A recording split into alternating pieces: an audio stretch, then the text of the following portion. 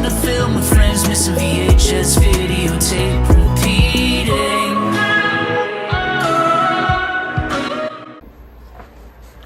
So this is kind of a special video in a weird way, but during my recording of my childhood tapes, the 5-part series I did, just going over quickly all the VHS tapes I collected in my teen years and whatnot, I mentioned this tape, the Contemporary Classics version of Carrie, Deluxe Widescreen Edition, and how like this has to do with one of the most important and meaningful things I've ever received in my life. So we're going to talk about that today.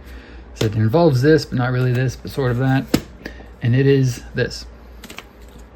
This was a present I received in Christmas 1998, working at my first movie theater job, West Glen 12, then became West Glen 18. In I think November 98, went from 12 to 18. I was working there, and we had all the employees got together for, Secret Santa. And the person who got me as a Secret Santa was a woman named Heather. That was one of those weird things where I was like 16 at the time, and she was maybe like 17, close to 18. And I kind of sensed that like she kind of had a thing for me, but like, back when you're that age, 16 to 18 feels like, 40 and 90. But I was her Secret Santa. I forget whom I got, but she got me this. She gave it to me when we were doing the gift exchange or whatever else, and I opened it up and saw that it was Carrie.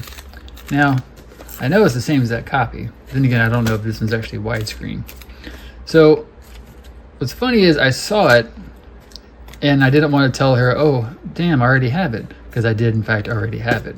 But I opened up, thanked her, all that kind of stuff, and whatever else. But I never took it out of the wrapper because, to me, the most important part was the outside. I mean, I think I mentioned in videos before, probably in that same childhood VHS memories about I was a huge fan of Ed Harris. I was obviously a big fan of The Crow. Remember the one movie that really scared you? That's probably something to do with Scream. I don't know. I mean, just the effort that she put into the outside and the wrapping. Obviously, I was a huge fan of the Tarantino stuff, Psycho, because this is '98, so the remake of Psycho had just come out. But just the fact that she knew me enough to know my interests, and she wrapped it special like this, meant a lot to me. So I never undid it completely, and it's just kind of been one of my favorite things, one of my favorite gifts I've ever received. Now, sadly, like, I don't know whatever happened to her. Remember, I know she quit the theater. Like I said, there was kind of like a weird, like, not weird, but like a good tension between, like, I kind of had feelings, and I think she kind of think for me too, but the age gap was weird back then.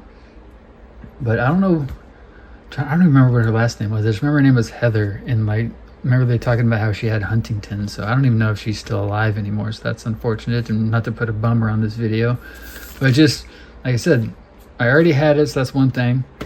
But even if it turned out to be a movie that I didn't have, like maybe I would have unwrapped it really carefully and kept the outside, but just the fact that she knew me well enough to know my interests and put forth the effort into doing all this kind of stuff on the outside of it is just remarkable, and I'll always remember Heather for that.